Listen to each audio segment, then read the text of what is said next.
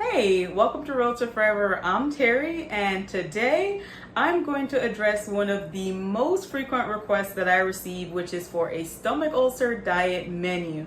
And I've actually done a few videos about my stomach ulcer diet and the meal plan for ulcers that I followed. So if you haven't checked out those videos yet, I'll make sure that I link them in the YouTube information card, or I'll put the links to those YouTube videos in the description box so you can check those out after this video is over. And those videos are the videos about how I heal the stomach ulcer fast, the foods to avoid while dealing with a stomach ulcer, and the stomach ulcer home treatment, where I actually filmed myself showing you what I ate in a day with a stomach ulcer. But this video is just going to delve a little bit deeper into how you yourself can create your own stomach ulcer menu plan. So if you're excited to check out this video and to learn more about a stomach ulcer diet, make sure you give this video a thumbs up. And also, if you enjoyed this type of content, share with your friends so they know that they can come and find valuable content on this channel. All right, so let's jump right into it.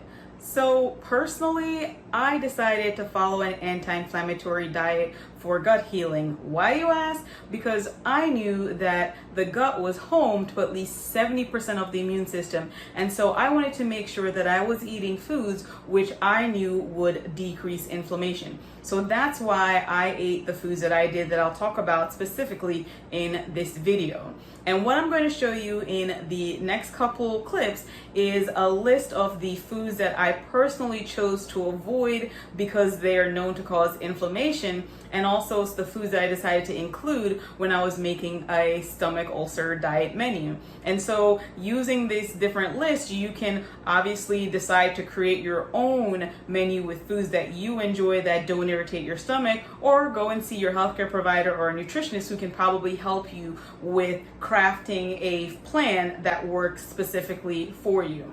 Also, some other tips that I think is really important when you're thinking about creating a stomach ulcer diet plan is to make sure that you're eating small meals. That was something that was really important to me, because if I ate meals that were too full and I was bloated, that caused pain. So I was eating small meals throughout the day as a way to manage my stomach ulcer. And I also made sure that I stopped eating at least 3 hours before I would go lay down for bed, because if I didn't do that when I went to lay down, I had this reflux feeling and it was very uncomfortable. So I was able to structure my day in such a way that I would be able to stop eating at least 3 hours before I went to bed, and I knew that I was getting enough nutrients throughout the day that would support healing my gut. So those things are all really important. So let's take a look at the specific foods that I decided to avoid that cause inflammation and the reasons why, and also the foods that I included on my menu and the reasons why I chose to include those items as well. So this is by no means an exhaustive list of all of the inflammatory foods. This is just giving you a quick snapshot of some of the foods that I knew were definitely inflammatory that I did not include in my diet. I also did avoid, for the most part, dairy. The only thing dairy that I had during this time was kefir, and that's because obviously due to the probiotic nature of kefir. So that was the only dairy-based product that I had during this time. I definitely made sure I avoided sugar and sugar-sweetened beverages because those are known to definitely cause inflammation. I avoided alcohol. I actually haven't had alcohol in years, but because I get a lot of questions about drinking alcohol, I wanted to make sure that I put it on this list of inflammatory foods to avoid if you're dealing with a stomach ulcer. I also made sure that I laid off the refined carbohydrates, and I'm not going to lie, I definitely love my pizza and pasta, but I knew that these foods were linked to inflammation, so I made sure that I wasn't having any of these things, including, pasta, cookies, crackers, donuts, anything like that. Also, I avoided fried foods, and guys, I love French fries, but again, this was one of those fatty foods that I could not eat during this time, and so I knew that this was also linked to inflammation, and so I had to set it aside. Another thing that I avoided were refined oils, and you're probably like, what do you mean vegetable oil, canola oil? Well, the truth of the matter is that with these types of oils, one of the things is that they have omega-6s, and one of the things about having excessive consumption of omega-6 in the body is that it can actually trigger inflammation. And so I made sure I avoided, these types of oils, whether it was like corn oil or canola oil. So these were just some of the items. And again, this, like I said, is not a complete list of all the inflammatory food items. I mean, things like high fructose corn syrup are things that you probably want to look into avoiding as well. So just make sure that you do some research if you're interested in an anti-inflammatory diet. But these were things that I personally avoided that worked for me. So in terms of anti-inflammatory foods, I personally focused on foods that I enjoyed. So on my list for the week were things like berries, wild salmon and sardines, ginger, garlic, turmeric, pineapple, avocados, chia seeds, lots of green leafy vegetables like spinach, for example, and, healthy fats like I said, avocado earlier, but also extra virgin olive oil. And if you would like a list of the anti-inflammatory foods that I eat every week, there'll be a link in the description box below where you can get that list of all of the anti-inflammatory foods that I eat every week.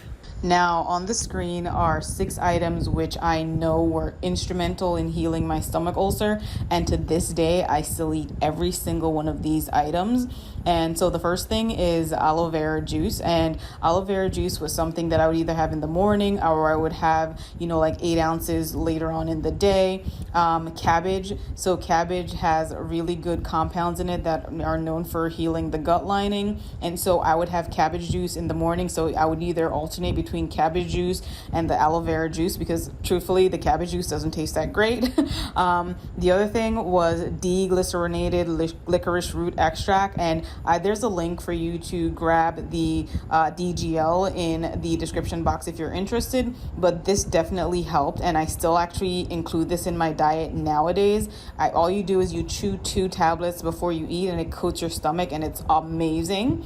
Next is bone broth, and bone broth is great for gut healing and is known to have all of these different amino acids which are great for healing the gut. And if you don't want to buy it at the store, you can make your own bone broth at home, and there's a video in the description box which shows you how I made my homemade bone broth. Also, kefir, again, had great probiotics. So again, we're thinking about the gut, you want to have these good bacteria. So I was definitely having probiotics like kefir, or you can have yogurts that have good probiotics in it, and also chamomile tea. And my husband's an expert in making me chamomile tea every night before bed, because this is something that was great and was soothing to the stomach. So these were 6 things that were staples then when I was healing my ulcer, and that are still in my diet right now. Okay, so let's now take a look at a menu of what I would eat in a day. And as I said, I ate small portions several times throughout the day because I didn't want to overextend my stomach. And when I made my foods, I really focused on cooking methods such as, baking my foods, grilling or roasting my vegetables, or even sauteing them. So there you have it. Everything that I used when creating my stomach ulcer diet plan. I hope that you found this video helpful. If you did, I ask that you share with your friends, give it a thumbs up, and subscribe for more awesome content just like this.